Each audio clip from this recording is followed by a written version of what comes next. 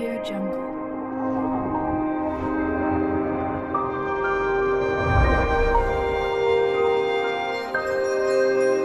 Audio Jungle.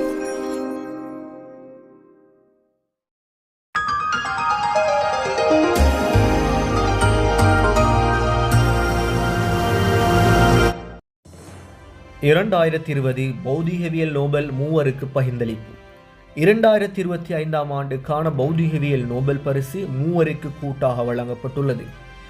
John Clarke, Michael H Devoret மற்றும் John M Martinis ஆகிய இந்த 3 விஞ்ஞானிகளும் ஒரு மின் சுற்றில் மைக்ரோஸ்கோபிக் குவாண்டம் மெக்கானிக்கல் சுரங்கப்பாதை மற்றும் ஆற்றல் குவாண்டமாக்குதல் ஆகியவற்றை கண்டுபிடித்ததற்காக இந்த பரிசை பெறுகிறார்கள்.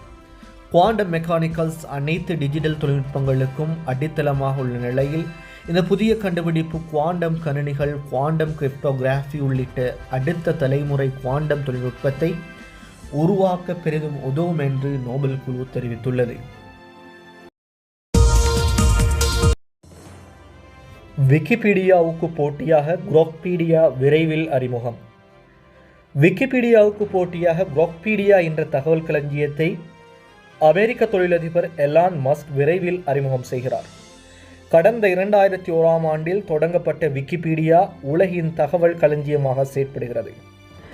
விக்கிமீடியா அறக்கட்டளை என்ற தொண்டு நிறுவனம் விக்கிபீடியாவை நிர்வகித்து வருகிறது. இந்த தளம் சுமார் 300க்கும் மேற்பட்ட மொழிகளில் தகவல்களை வழங்கி வருவதோடு சுமார் 6.5 கோடிக்கு மேற்பட்ட கட்டுரைகள் இடம்பெற்றுள்ளன. தற்போது விக்கிபீடியாவுக்கு போட்டியாக குரோக்பீடியா என்ற தகவல் களஞ்சியத்தை அமெரிக்க தொழிலதிபர் எலான் மஸ்க் அறிமுகம் செய்துள்ளார். குற்றச்செயல்களின் வரும்படிகள் விசாரணை பிரிவு ஆரம்பம். குற்றச்செயல்களின் மூலம் சம்பாதிக்கப்படும் சொத்துக்கள் தொடர்பில் விசாரிக்க குற்றச்செயல்களின் வரும்படிகள் விசாரணை பிரிவு உத்தியோகபூர்வமாக திறந்து வைக்கப்பட்டது. கொழும்பில் ஒன்றில் அமைந்துள்ள முந்தைய போலீஸ் தலைமைய கட்டடத்தில் அமைக்கப்பட்டுள்ள இப்பிரிவை பொதுமக்கள் பாதுகாப்பு மற்றும் பாராளுமன்ற அலுவல்கள் அமைச்சர் ஆனந்த விஜயபால திறந்து வைத்தார்.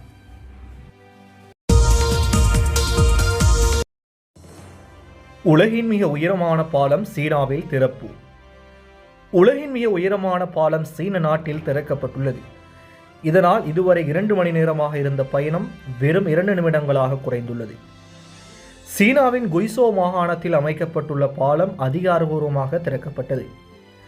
இந்த பாலத்துக்கு ஹுவாஜியாங் கிராண்ட் கன்யான் பாலம் என்று பெயர் வைக்கப்பட்டுள்ளது. தரை மட்டத்திலிருந்து 625 மீட்டர் உயரத்தில் இந்த பாலம் அமைந்துள்ளது.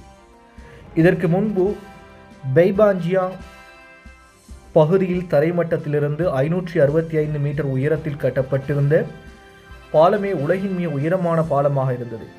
தற்போது இது ஹுவாஜியாங் கிராண்ட் கன்யான் பாலம் 625 மீட்டர் உயரத்தில் அமைக்கப்பட்டு அந்த சாதனை முறியடிக்கப்பட்டுள்ளது.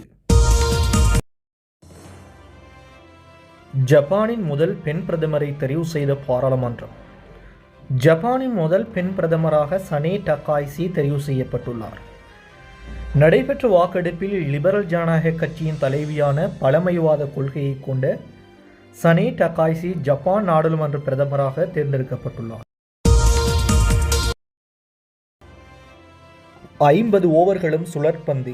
மேற்கிந்திய அணி புதிய சாதனை. பங்களாதேஷுக்கு எதிராக மிர்பூரில் நடைபெற்ற 2வது ஒருநாள் போட்டியில் முதலில் பந்து வீசிய மேற்கிந்திய அணி ஒருநாள் சர்வதேச கிரிக்கெட் வரலாற்றில் முதன்முறையாக 50 ஓவர்களுக்கும் சுழற்பந்து வீச்சாளர்களை பயன்படுத்தியுள்ளது. முன்னதாக இலங்கை அணியே 44 ஓவர்கள் எனும் சாதனையை வைத்திருந்தது. இந்த சாதனையை மேற்கிந்திய அணிகள் முறியடித்துள்ளது.